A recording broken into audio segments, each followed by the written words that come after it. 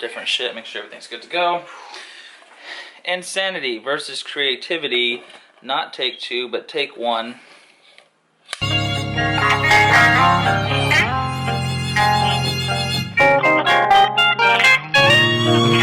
So anyways, welcome to the Weird Couch. I'm EQ. This is Joe. This is Kris.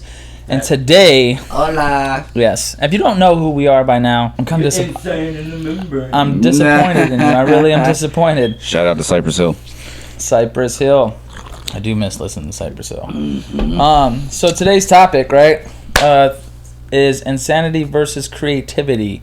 And the question, right, where is the line between insanity and creativity? I just realized we're kind of twinning today. I am jelly. Kris. We are hardcore twinning. Yeah, I like it. But I'm also twinning with Joe because he's got the hoodie for the Weird Couch. So again, I think this is a great visualization of the dynamic that we have here. Let's define these things real quick. The definition of insanity: the state of being seriously mentally ill, madness / extreme foolishness or irrationality. And then the definition of creativity: the use of imagination or original ideas, especially in the production of an artistic work. And I believe this is an actual quote because I've heard it a lot, but I know that there's a lot of quotes that we've heard repetitively that sometimes turn out not to be original. My iPhone won't work. Abraham Lincoln. Exactly. So this one is Albert Einstein. Insanity: doing the same thing over and over again and expecting different results. Don't believe everything you read on Facebook. Thomas Jefferson. There you go, Thomas Jefferson. Where is my Uber? Benjamin Franklin. Steve Jobs.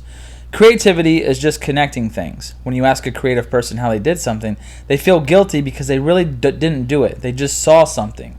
It seemed obvious to them after a while because they were able to connect experiences they've had and synthesize new things. Quick statement, like lightning statement on what do you think there is a line? If there is a line, maybe an example of what that line is between insanity and creativity. Insanity. I think there's a fine line that creative people have to kind of walk before they become insane. It's like you need to express yourself to the point and get your potential out there without becoming crazy. So I think most geniuses out there have failed walking that line, and they end up insane, or at least from a perspective of normal and weird people, they go extreme into insane level. I don't know, that's just my perception. No, I think he's right. I think you either die the hero or live long enough to see yourself become the villain. Oh my goodness. Where's that from? Where's it from? Oh my god. That's a Batman quote. Oh, okay. Yeah, I was wondering which one it was. The Dark Knight. Yeah. I mean, I am the hero and the villain. But I do think he's right. I feel like when you are trying to express yourself, and I always think of it in terms of like two-dimensional art, or not like acting, but acting is probably more so. And matter of fact, my Batman quote even is probably a bit more relevant, because of Heath Ledger is probably a prime example of this scenario, right? Where in order to create a certain expression successfully, you kind of have to become. Yeah, you have to immerse yourself in the energy. And so, when you're trying to create something where you're trying to provoke emotion, especially if it's like a dark emotion, you have to understand it. Right, but the individual creating that expression is literally in the moment, bathing in that emotion. Mm-hmm. And so there comes a point where you might reach a point where, like, say you're trying to create a piece of artwork that expresses like the rage and sorrow affiliated with like murder or something, right? A person might come to a point where they toe that line, or even potentially cross that line and harm themselves or someone else because they're immersed in that emotion. That's the line between insanity and creativity. I feel like creativity is still grounded in reality, and I feel like when, as a creator, you can kind of let go of societal norms and societal rules, sometimes to a benefit when you're creating. But what I'm saying though is like there's certainly a line, and there's certainly a beyond that line. So if you cross that line, is there a way to come back? Oh, I don't know. That's more of a psychiatric question. Yeah. Creatively, I don't know. Like I think you can mess yourself up, because part of being a creative, whether you're writing something, whether you're painting, sculpting, acting, you're trying to music, especially. Yeah, you're trying to. Your whole goal is just to portray, to express. Yeah, I think you can come back. It's kind of like wading into the water of the ocean. You can from a creative perspective, right? Like visually, if you go into the ocean, right? There's that undertow, and you go out there, and there's like this point where you're getting drug in. You've crossed the line, and you're getting drug in. If you realize what's going on, you can come back. If you don't realize what's going on, in that same instance, you're going to go. You're thinking of water undertow. What about a black hole? Once you cross that event horizon, it's over. That's what you're not coming back. See, and that's kind of what I'm saying. That's a definitive statement. Like, hey, this line is this big, and if you even come over half an inch, you're done for. So I don't think it exists like that. As an artist, though, your experiences and realizations as an artist, and the time and emotion that's spent creating, they shape your view of the world. They shape your worldview. And so when you go to a degree that you either have a solid appreciation for something aesthetically, or there are some artists that are incredibly jaded about how everything's corporatized, and so they have like their worldview is completely altered by their creative their creativity. So I think in that sense, and that's just, I feel like what I'm talking about is even on the safer side of that spectrum. So I feel like you could certainly reach a place where you feel a way about the world that isn't accepted in society, and then suddenly you're the outlier, you're the outcast, you're the odd one. Well, is it? And I don't think there's coming back. Is it society that you're not accepted, or you just don't accept society, so you isolate yourself? Well, it's both, right? It's both, because what's normal? Well, what's normal is what society dictates is normal. That's what normal is. But then if you have a loathing for that, and you go ahead and identify yourself as abnormal, then you're just accepting, your separation from it. They don't like you, you don't like them. That's even worse. That probably feeds into insanity, right? Because now you're removed from civilization. You're isolated. Yeah. And then that isolation pushes seeps you over. in. No, you can seep in. Okay, so you're talking about the creativity, right? What about not just creativity? What about genius level intellect? Well, that's kind of the same. That's really a good point, because I think in order to be close to that line as a creative, you have to have some level of genius. You know what I'm saying? Because so you're thinking about like here's the board, right? Here's creativity. Here's insanity. My personal view, so I can share with the audience there, is it's not a definitive line going down the center. Mm-hmm. It's more like a fading, like a gray area that has these faded edges that are kind of white out, that kind of like overlap into each side.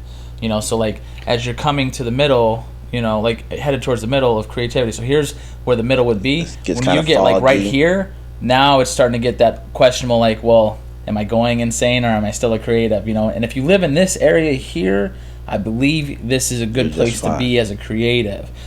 And on this side, if you're insane and you're like leaning towards the creative side, this is a good place as well, because this is where you want to be. You don't want to be in that area that there's no gray area. Like, this is insanity. You are a serial killer. You are so like here, that type of person. Let me challenge your notions, both of you.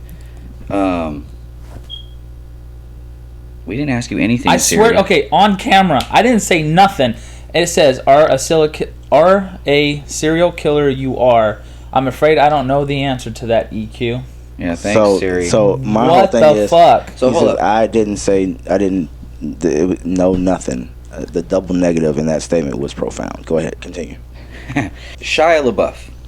Shia LaBeouf? No, I was really gonna. Hang on. This was the point I was gonna make. Okay, so here's how blurry the line is between possible creative genius, possibly, and what society views as insane. Yeah. He was a living display. He was a, what do they call it? Exhibit. He was a living exhibit. Yeah. Bag over his head. With a bag over his head. That. Yeah.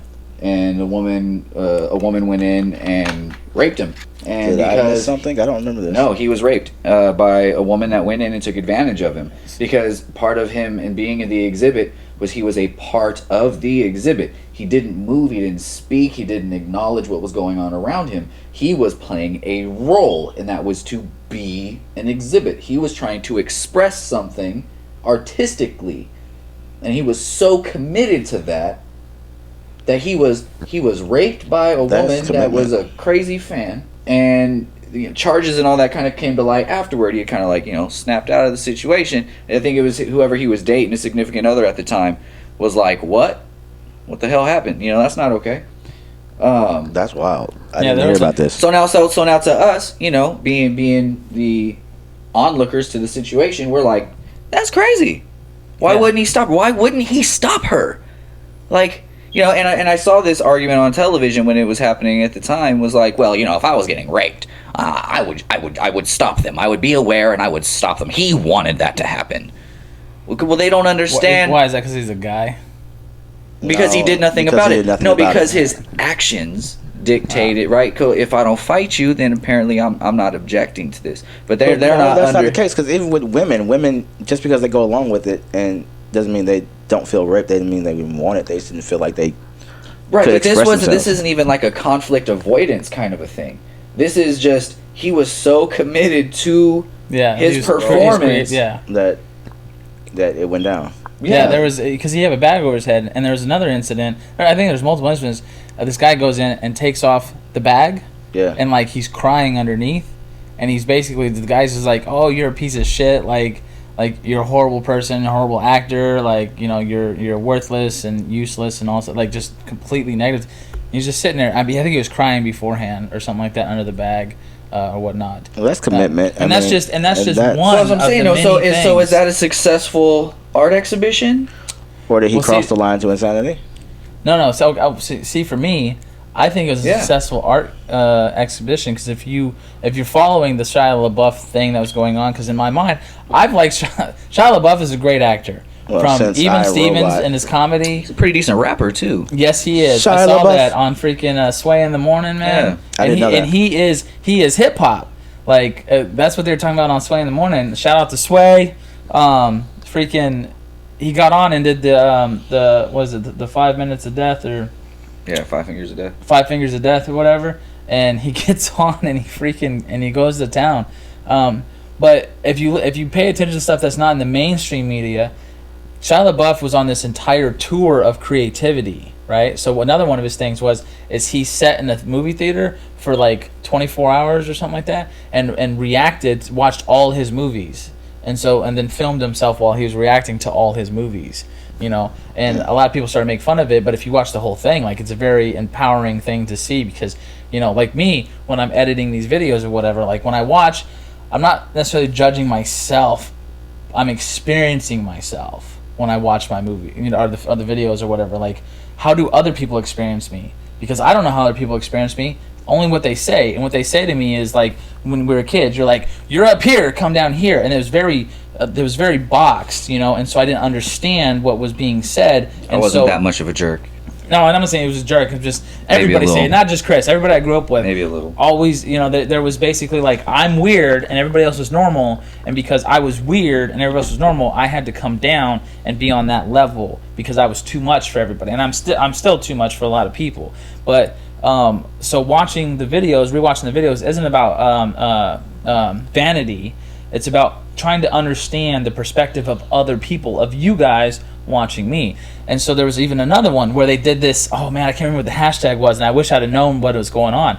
He road tripped around the U.S., and it was like hashtag... Shia LaBeouf again? Huh? Shia LaBeouf? Yeah, it's just Shia LaBeouf again doing it? Yeah. So what he did was, it was a hashtag, he would post his location and just wait.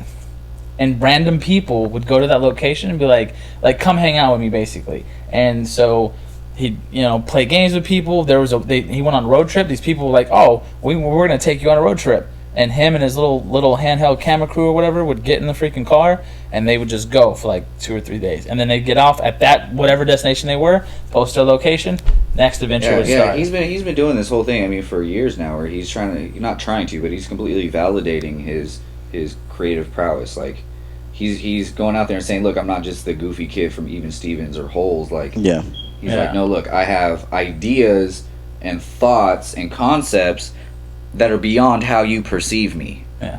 Oh, the elevator one was great too. What was that movie, or not movie, the little song he did that was that the Five Fingers of Death, or was that Five Fingers of Death on Shia LaBeouf? He was actually a part of it. I don't know about that. No, because he was getting hated on because a bunch of beats on Sway morning show and like killed it pretty yeah, well. because there was that video that surfaced where because he was doing that movie American Dreams, and so during that movie there was a clip of a film that video that surfaced of him rapping like it was his own. A lot of people had like hated on him for that because he had taken some lines from a rapper or whatever. And they're like, oh, see that Shia LaBeouf is a punk, he's stealing shit, trying to make it his own, and it's a big old deal. But people didn't, I didn't come out till later that like he was doing this movie American Dreams, and that's why he had the dreads and all that other stuff. And I think it might have actually been I haven't seen the film yet. I'm gonna see the film, but I think it might have been a scene. I think in the film. He was kind of a victim at the time too, because that was during the Rachel Dolezal thing, and they were talking about culture appropriation. Yeah. So that was a big thing during that point. He's gaining on you. Shia LaBeouf. Oh, I have heard this. Oh my god. It's great. It's good, but it's terrible. That's funny. He actually was a part of that whole production, like the whole video and everything. Yeah. What about the one where he's like, "Just do it"? Oh yeah. In front of the green screen, yeah. like people. Again, I think society and mainstream media. People. So he is kind of he's viewed, as a screwball. He's viewed as somebody who's out there. Yeah. But to somebody that's creative and understands that he's either trying to express himself or he's using himself as an instrument to create an emotion within his environment, which then in itself is expression. Right? He then kind of becomes the brush that paints the canvas, being whatever room he's occupying. And he's been, you think about the movies he's been in. Well, during this time, while he's doing his creative stuff. Honestly, I haven't seen many of them. I'm more familiar with his off-screen exploits. Did you haven't seen Fury? No. Man, really? Man, my Fury. Fury. What was it about? Brad Pitt, World War II, I believe it was. They're in a tank. I haven't seen it. Shia LaBeouf. I can't remember the young kid's name. It's this tank crew. And at the end, everybody gets off except one dude. So check this out. But it's an amazing movie. Shia LaBeouf's character, like, he plays a religious guy throughout the whole thing, and like every actor in that tank, Steve John Bernthal from Walking Dead. Yeah. He's in it. Brad Pitt's in it. He plays War Daddy. The Mexican dude from Ant-Man. He's always talking about. So you're like my cousin. He's in it. And then Shia LaBeouf's in it, and then Logan Lerman. Logan Lerman's in it. That's the other actor. I'm about to check it out, I guess. I know we've been picking on Shia LaBeouf for like the last past, I don't know how long. Shia LaBeouf is just an example of the wide range of people out there. We gave an example of Heath Ledger. I don't know if you can think of any more, but artists back in the day cutting off their own ears. Yeah, don't judge these people. I mean, Salvador Dali. Understand them. Dali try believed his creative them. energy flowed through his weird mustache. Yeah, try to understand these people. Don't just judge them and write them off as crazy. They are at a weird stage in their life. Ooh, the weird couch. Making that statement, weird stage, as being not a bad statement, but a good statement. No, I think the escapism of creativity can be wonderful. Well, no, on this side, I'm talking about that chasm where you go so far. I have to disagree. I'm not going to say you lose yourself. I think you find yourself. Okay. Self. I would say in the sense of not lose. Okay. Without maybe lose any yourself was the wrong way to put it. But in creativity the moment? is Do here. you own it? Insanity Should you never let is it go? here. What? You only get one shot. Oh yeah, in the moment. Don't miss You your chance lose to yourself in the music. The moment you own it, you better never let it go. Oh, and we just got flagged for copyright. Let us know what you think.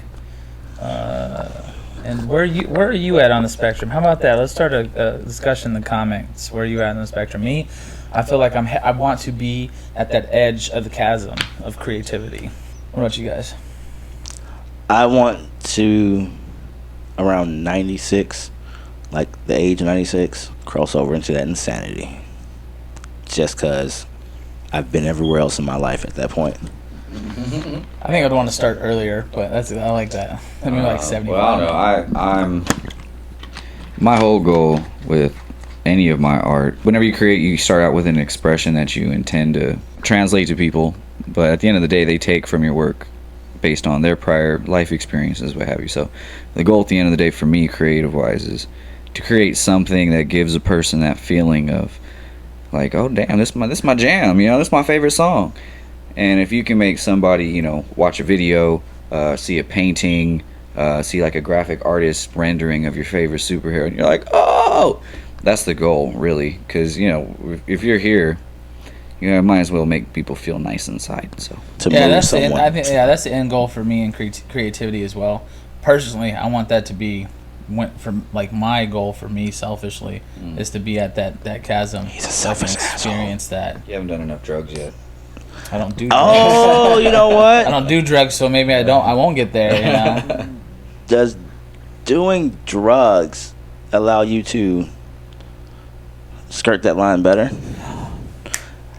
And that'll That's be a our question. next topic. No, that's a question for you all out there. Do you think? Yeah, there you go. Hey, do you think people who are smoking the marijuana, the tweed, the Mary Jane, or LSD, or all the other Or illicit DMT. crazy drugs out there, Do you believe that does it unlock chemical influence can act as a catalyst? Yeah. To creativity. Yeah. Just Or a- insanity. Yeah, just open discussion out there. Spoiler alert. Y'all, It hit does. us up in the in the comments below. Subscribe. Like, give this video a big thumbs up, please. For Don't love forget God. your Instagram and Also, your Twitter. down in the description, represent.com. You get this t-shirt right here. Also, a black hoodie, hashtag BEWEIRD, BEKIND, BEHUMAN. If you want the white hoodie with the weird couch or the black hoodie with just the weird couch, let me know. I get those from uberprints.com. You can email me, theweirdcouch@gmail.com. I think that's it for us today. It's been fun. Point your All right. pinky fingers.